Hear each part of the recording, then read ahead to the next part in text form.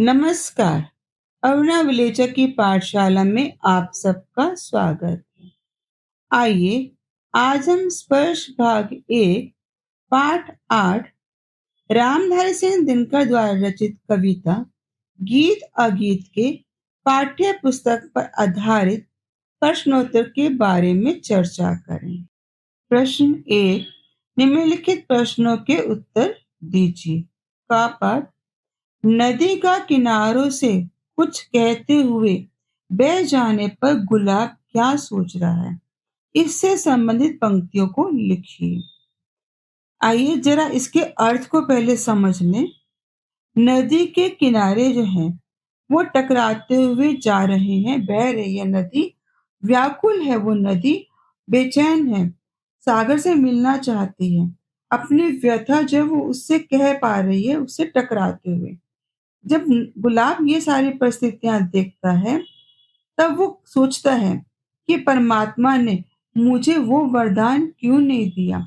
अगर मुझे भी स्वर प्रदान किया होता तो मैं भी अपने पतझड़ के सपनों को, इस सारे संसार को बता पाता। उसका जो स्वर है वो अगीत है, लेकिन वो अगीत भी उसकी पीड़ा को व्यक्त करने वाला है। नदी का स्वर अगर गीत बना हुआ है, अपने भाव को कुछ स्वर दे रहा है, प्रकट कर पा रहा है, वहीं गुलाब जो है वो अपने भावों को व्यक्त नहीं कर पा रहा, वो अगीत बन गया है। इसकी काव्य पंक्तियां हैं, तट पर एक गुलाब सोचता, देते स्वर यदि मुझे विधाता, अपने पतझड़ के सपनों का मैं भी जग को गीत सुनाता। प्रश्न ख, जब शुक गाता है तो शुकी के हृदय पर क्या प्रभाव पड़ता है। कवि यह बताना चाहते हैं कि जब शुक गाता है तो उसका स्वर जो है शुकी को प्रभावित करता है। उसके गीतों की लहरी, स्वर लहरी शुकी के अंगों को छू जाती है। उसके हृदय में भी गीत उमड़ने लगता है और वह उसके स्नेह में सन जाती है। चाहे उसे स्वर नहीं मिल पाता, वह गा नहीं पा रही होती, तो भी शुक का गीत सुनकर शुकी के पंख खुशी से फूल जाते हैं। अर्थात शुकी अत्यधिक प्रसन्न हो जाती है और फूली नहीं समाती है। गा भाग, प्रेमी जब गाता है तो प्रेमिका की क्या इच्छा होती है। प्रेमी जब आला गाता है, गीत गाता है, तब प्रेमिका राधा उसका गीत सुनकर अपने घर से खिंची चली आती है और वहां आकर वह नीम के पेड़ के नीचे छिपकर खड़ी हो जाती है और चुपचाप उस गीत का आनंद लेने लग जाती है। वो परमात्मा से पूछती है कि उसे जो है इस गीत की कड़ी बनने का सौभाग्य क्यों नहीं मिला। वह लोक लाज के कारण उस गीत के साथ स्वर मिलाकर गीत नहीं गा पा रही है, तो भी उसका मन उस गीत को गुनगुनाने के लिए लगा हुआ है। तो उसका जो अगीत है वो भी सुंदर ही माना जाएगा। अगर प्रेमी का गीत जो है सुंदर है, उसमें स्वर लहरी है, माधुर्य है, तो प्रेमिका का जो भाव है, जो अगीत है, वो भी सुंदर है, भावों से भरा हुआ है, चाहे वो चाहकर भी उसे गुनगुना नहीं पाती है। प्रश्न घ, प्रथम छंद में वर्णित प्राकृतिक चित्रण को लिखिए। प्रथम छंद में प्रकृति का चित्रण करते हुए कवि कहते हैं कि वन का जो सूना वातावरण है, शांत वातावरण है, उस शांत वातावरण में नदी तीव्र गति से बहती जा रही है। वे अपनी व्यथा जो है अपने तटों को सुना रही है। नदी की व्यथा क्या है, वो सागर से मिलने के लिए व्याकुल है, तो विरह का भाव व्यक्त करती हुई, तटों को कहती हुई वो आगे बढ़ रही है और व्यथा को कहते हुए वे अपने मन के बोझ को हल्का कर रही है। जबकि पास ही तट पर एक गुलाब का पौधा है और उस पर लगा हुआ गुलाब, वो ये सब दृश्य देखकर सोच में डूब गया है। उसे लगता है कि उसको भी अगर स्वर मिला होता तो वह भी अपनी पीड़ा को बता पाता, अपने पतझड़ के सपनों के गीत को वह गा पाता। वह अपनी व्यथा को व्यक्त नहीं कर पा रहा, जबकि नदी अपनी व्यथा को व्यक्त कर पा रही है। इसमें काव्य सौंदर्य भी हम देख लेते हैं। यहाँ नदी का मानवीकरण किया गया है। मानवीकरण अलंकार वहाँ होता है जहाँ प्रकृति का कोई उपादान है, उसको इस प्रकार चित्रित किया जाए जैसे कि कोई मनुष्य अपने हाव भावों को व्यक्त करता है। यह नदी जो है वो व्याकुल है, अपने मन के बोझ को हल्का कर रही है, किनारों से बातें कर रही है, विरह का गीत गा रही है। अतः यह नदी का मानवीकरण अलंकार किया गया है। यहाँ अनुप्रास अलंकार भी है। गाकर गीत में, वेगवती व्यक्ति में, कुछ कहती में व्यंजन वर्ण की जहाँ आवृत्ति होती है वहाँ अनुप्रास अलंकार होता है। तत्सम शब्दों का प्रयोग करने के कारण यह भाषा सरल और सुबोध लगती है। अगला प्रश्न है, प्रकृति के साथ पशु पक्षियों के संबंध की व्याख्या कीजिए। प्रकृति के साथ पशु पक्षियों का गहरा संबंध रहता है। पशु पक्षियों का जीवन प्रकृति पर निर्भर रहता है। प्रकृति उन्हें भोजन देती है, आश्रय देती है, उन्हें हर तरह की सुविधा देती है। और पशु पक्षी जो है प्रकृति के साथ आत्मीय संबंध बनाते हैं। ऐसे में आत्मीय संबंध बनने के कारण उनका संबंध घनिष्ठ हो जाता है। यानी प्रकृति पशु पक्षियों को आश्रय देती है, भोजन देती है, निवास देती है, हर तरह का सुख देती है। तो ऐसे में प्रकृति और पशुओं में गहरा संबंध माना जाता है। प्रश्न 4, मनुष्य को प्रकृति किस रूप से आंदोलित करती है, अपने शब्दों में लिखिए। मनुष्य को प्रकृति अनेक रूपों से आंदोलित करती है। प्रकृति का शांत वातावरण उसके मन को लुभाता है। सर्वत्र प्रकृति संगीतमय लगती है।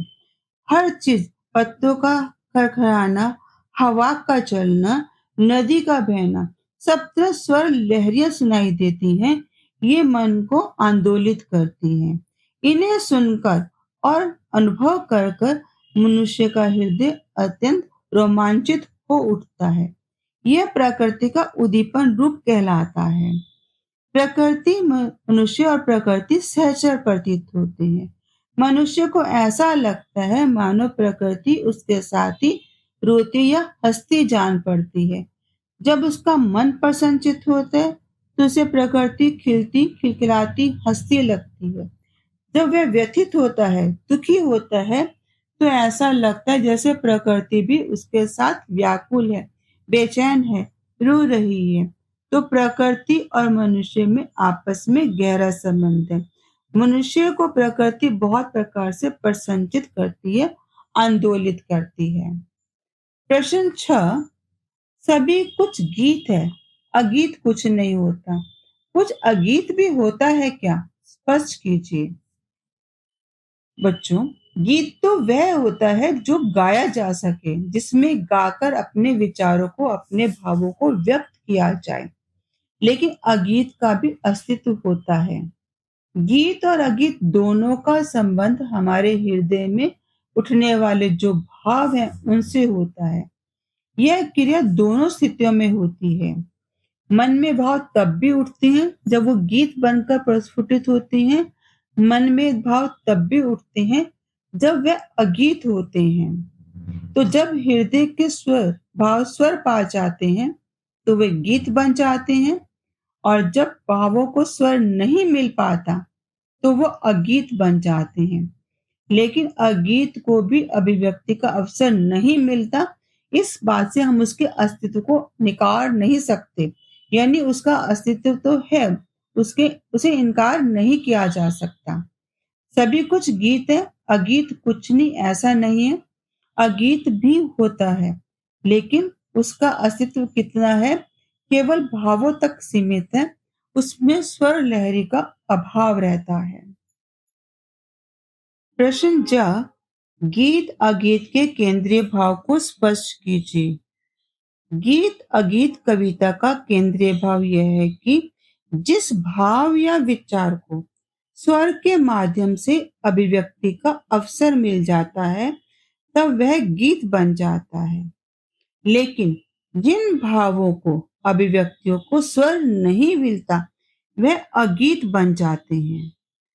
पर हम ये नहीं कह सकते कि हम अगीत को महत्व ना दें। अगीत का भी उतना ही महत्व है जितना कि गीत का।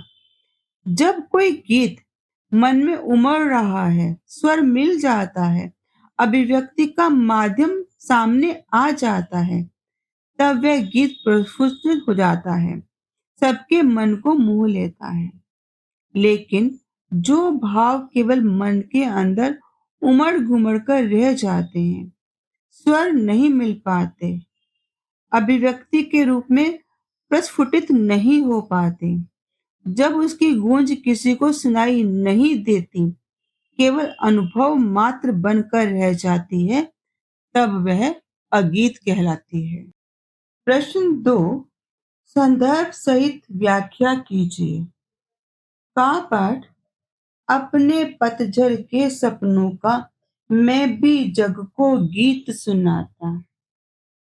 प्रस्तुत पंक्तियां रामधारी सिंह दिनकर द्वारा रचित कविता गीत अगीत से अवतरित है। इन पंक्तियों में नदी के तट पर एकांत खड़ा गुलाब कुछ सोच में डूबा हुआ है। उसके अंदर कुछ कोमल भावनाएं पनप रही हैं।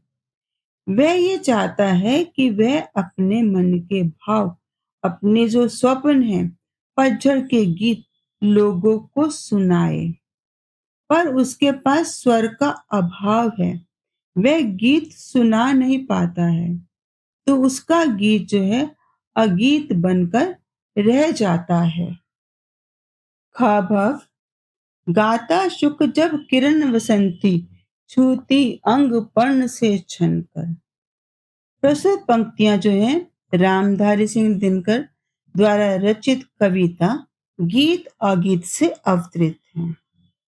इन पंक्तियों में कवि ने स्पष्ट किया है कि शुक तोता जो है वो पेड़ की डाल पर बैठकर सुनहरे बसंती गीत गा रहा है। उसकी स्वर लहरी जो है पत्तियों से छन छन कर नीचे घोंसले में बैठी तोती तक पहुंचती हैं।